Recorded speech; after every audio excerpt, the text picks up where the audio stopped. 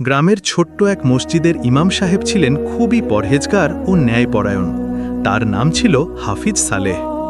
গ্রামের মানুষ তাকে খুব সম্মান করত, কিন্তু গ্রামের এক যুবক ছিল আলাদা, নাম রাজু। নামাজ পড়া তো দূরের কথা, রাজু খারাপ সঙ্গ, বাজে ভাষা, এমনকি মাদকেও জড়িয়ে পড়েছিল। একদিন হাফিজ সালেহ গ্রামের মাদ্রাসায় খুতবা দিচ্ছিলেন।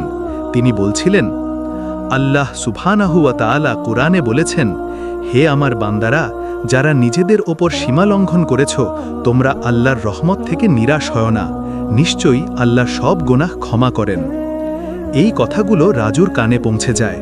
অদ্ভুতভাবে সে থমকে দাঁড়ায়, তার ভিতরে যেন কিছু একটা নড়ে ওঠে। সে ভাবে, আমি কি সত্যিই ফিরে যেতে পারি আল্লাহর পথে? সেদিন সন্ধ্যায় রাজু গোপনে মসজিদে যায়। সবার পেছনে দাঁড়িয়ে সে প্রথমবারের মতো সালাত পড়ে। নামাজ শেষে চোখে পানি নিয়ে ইমাম সাহেবের সামনে দাঁড়িয়ে বলে, হুজুর, আমি কি আল্লাহকে আবার ফিরে পেতে পারি? ইমাম সাহেব মুচকি হেসে বলেন, রাজু, আল্লাহর দরজা কখনো বন্ধ হয় না। তুমি এক কদম এগিয়ে এলে আল্লাহ 10 কদম এগিয়ে আসেন। আজ থেকে তুমি নতুন জীবন শুরু করো। সেই দিন থেকেই রাজুর জীবন বদলে যায়। মসজিদে নামাজ, কোরআন তিলাওয়াত, মায়ের প্রতি ভালোবাসা, সব কিছুতে রাজু যেন এক নতুন মানুষ হয়ে ওঠে। শিক্ষণীয় বিষয়, আল্লাহর রহমত অশেষ।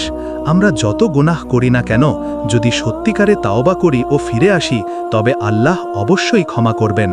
হতাশা নয়, আল্লাহর প্রতি আশা রাখা মুমিনের চিহ্ন।